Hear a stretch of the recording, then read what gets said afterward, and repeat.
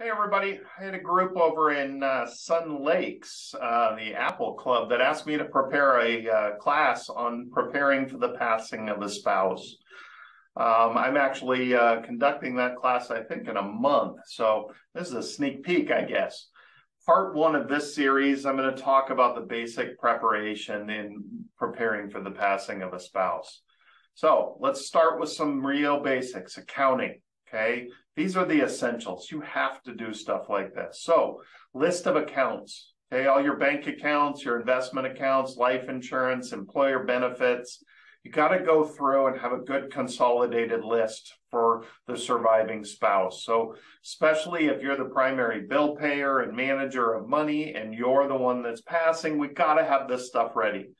We have to prepare spouses. Whoever the spouse is that passes first, the surviving spouse should not be left in a lurch, okay? List of bills. So the first list is all the accounts that you have. Where's all the money, all right? The second list is, what are the bills I have to pay? Okay, I just had a lady in the office. She had lost her spouse, and she's just trying to discover what bills she has to pay. She doesn't even know where these bills are. She's just waiting to open it in the mail, trying to figure things out. And every once in a while, something will come out of her bank account. So she's going to spend the next few months just finding bills. Okay, it's very overwhelming. Have a list of the bills you pay on a monthly basis and a yearly basis and a quarterly basis. Okay. The other part is a list of contacts, important contacts, the friends, neighbors, advisors, handymen. Okay. I cannot tell you how many single people are getting taken advantage by handymen, by construction companies, by air conditioning companies. It's amazing. So if you have somebody you trust, have a list of these people that you trust, the people that do your taxes, the people that help you with your money. If you had a banker that you're working with directly, have these people on a list, okay? So that way you and your spouse have all this information. It's very important. Next, let's talk about passwords, all right? Post-it notes all over the office, not a good idea, all right?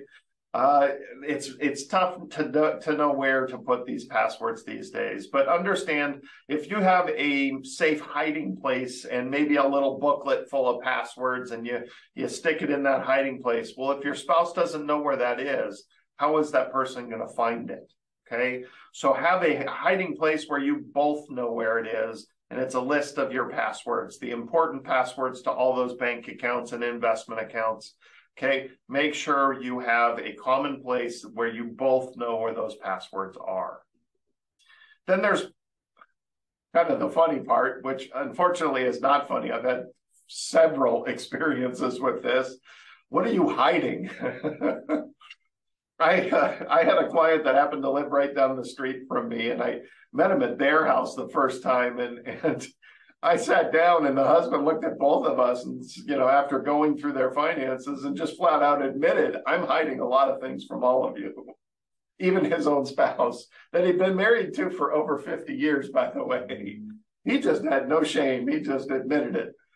Well, unfortunately, he passed away, and I spent, oh boy, better part of 3 months weekly stopping by her place because she found something new. We found 8 life insurance policies on her life.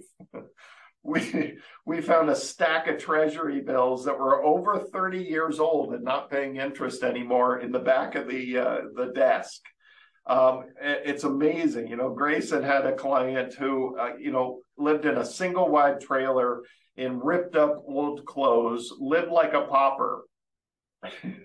He had passed away. Son calls us. Grayson went over and sat down with the son at the son's dad's trailer, our client's trailer, and they found over $3 million in that trailer in one day. So understand, there's a lot of stuff that can be hidden out there, and if you pass away, a lot of this stuff becomes a big pain in the butt. All right, and these skeletons in the closet may be scary, may not be so scary, but sometimes they cause problems. So, again, treasuries in the back of the desk. Is there debt out there? That was one thing that the lady recently came in. She found out there was a bunch of debt she didn't know about, big credit card bills. Okay, life insurance policies. If nobody knows about them, how do we get the money from them? Okay, safety deposit boxes. These are very hard for even spouses to get into. So if the spouse is not on the safety deposit box, the surviving spouse is going to have a very hard time getting into that safety deposit box. Are you hiding gold and silver? Is your wall, filled with gold and silver? Do you have light sockets filled with gold and silver? I've seen strange hiding places for gold and silver. So make sure they don't get lost forever, and then there's plenty of other crazy, weird things that could pop up. But understand, when you pass away, all this stuff starts coming to the surface. So, understand that. Try not to hide too much. And then the last one is really, or not last one, but the one more thing here is declutter and simplify.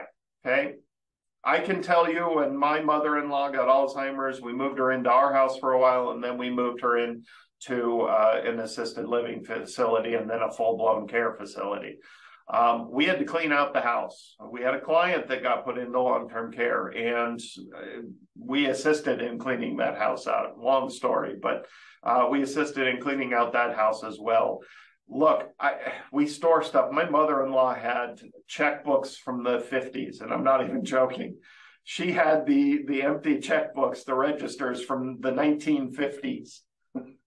So we need to understand that a lot of this stuff just needs to get cleaned up and cleaned out. And if you don't know what you need to keep and don't need to keep, maybe the kids, maybe somebody else can help you make those decisions. I've had plenty of clients come in with a stack of paperwork going, can you just tell me what I need and what I don't need? And the vast majority of it, we just shredded it. Okay, so good advisors usually have great shredders in their office. They can always tell you what you need to keep and don't need to keep. And then funeral wishes. Nobody likes planning their funeral, but the reality is people need to know what to do. It was kind of funny. My wife and I mean, look, I'm in my late 40s, let's just say. And I kind of realized, I mean, I didn't even know if my wife wanted to be buried or cremated or what she wanted. We somewhat jokingly, when we were in Alaska, said, if something happens to me, you can just throw me overboard and let the orcas eat me. Because, for me, I don't really care. But those are conversations that you should have with your spouse.